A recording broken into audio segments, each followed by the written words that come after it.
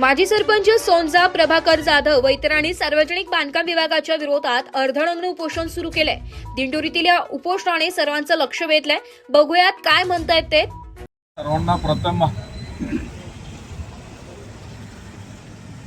स्वातंत्र्य दिनाच्या मी हार्दिक अशा शुभेच्छा देतो। या ठिकाणी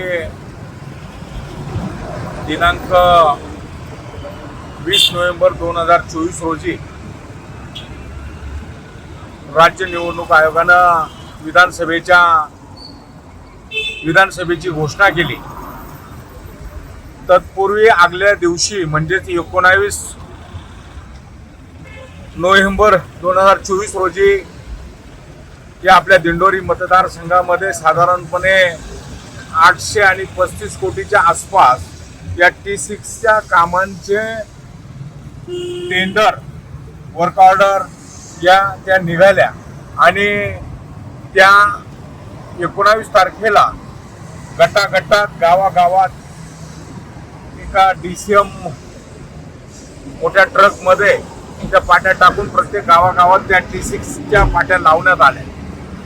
आम्हाला अभिमानानं एक प्रथम नागरिक किंबहुना त्या गावचे लोकप्रतिनिधी म्हणून नक्कीच आम्हाला आनंद झाला की आपापल्या गावांमध्ये अशा पद्धतीचे रस्ते मंजूर झाले आणि ते होणार या अपेक्षेने आम्ही गेली 2 वर्षापासून त्याचं वेट आणि वॉच करत राहिलो। परंतु वेळोवेळी त्याचा पाठपुरावा करत असताना आम्हाला नेहमीच आश्वासनं मिळत राहिली। परंतु गेल्या 16 एप्रिल 2025 रोजी मी आदरणीय तहसीलदार यांना एक निवेदनाद्वारे सूचित केलं होतं की झालेला रस्ता मंजूर असताना देखील होत नाहीये, तर त्या संदर्भात जर होत नसेल तर मी 1 मेला तहसील कार्यालयासमोर उपोषणाला बसणार आहेत।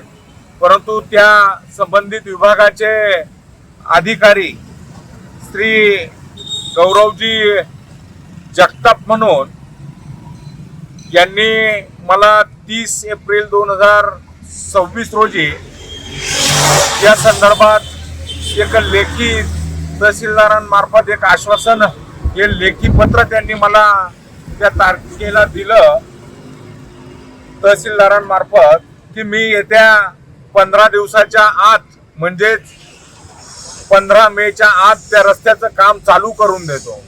मग तात्पर्य मला म्हणायचं एकच आहे, जर अधिकारी वर्ग तर जे प्रशासकीय मान्यता असेल ज्याची वर्क ऑर्डर निघालेली असून आणि त्या विभागाचे संबंधित अधिकारी आपल्याला पत्राद्वारे लेखी आश्वासन या ठिकाणी 15 दिवसात चालू करण्याचा देतोय, तरी पण गेली 2-2.5 महिने आपण वेट वॉचच्या पुन्हा एकदा एक सामंजस्यपणा म्हणून भूमिकेत राहिलो। परंतु तरी देखील जर चालू होत नसेल तर मी परत पुन्हा एकदा आता 10 ऑगस्ट रोजी पुन्हा एकदा माननीय प्रांत साहेबांना याच संदर्भात पुन्हा मी एक 4 दिवसाचा अल्टिमेटम देऊन या रस्त्याचं पुन्हा तुम्ही काम का चालू करत नाहीये आणि नसेल चालू करत तर मी आपल्या कार्यालयासमोर अर्धनग्न उपोषण या ठिकाणी सुरुवात करणार आहेत। आणि त्या अनुषंगानं मी आज स्वातंत्र्य दिनाचं औचित्य साधून या ठिकाणी आज उपोषणाला खऱ्या अर्थानं बसलेलं आहे।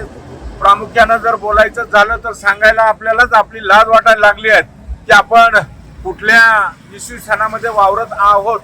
जर इतक्या दिवस जर एखादं काम मंजूर असून देखील जर होत नसेल तर आम्ही गावागावातील लोकप्रतिनिधींनी कोणाकडे आशयाचं किरण म्हणून बघायचं हाही या ठिकाणी अनुत्तरित प्रश्नच आहेत। मी आज आपल्या सर्वांसमक्ष या ठिकाणी सांगू इच्छितो, जरी मी आपल्या निवेदनामध्ये अन्नत्याग किंवा आमरण उपोषण या ठिकाणी ही भाषा वापरलेली नाही, परंतु आज एक स्वातंत्र्य दिनाचं औचित्य असताना देखील जर कोणी अधिकारी या ठिकाणी जर बघणार नसेल किंवा याची जर कुठलीही विचारपूस किंवा माहिती घेऊन आणि या संदर्भात जर निर्णय देणार नसतील तर मी उद्यापासून अन्नत्याग सुद्धा करणार आहेत। हेच मी या ठिकाणी आपल्या सर्वांच्या समक्ष या ठिकाणी सांगू इच्छितो।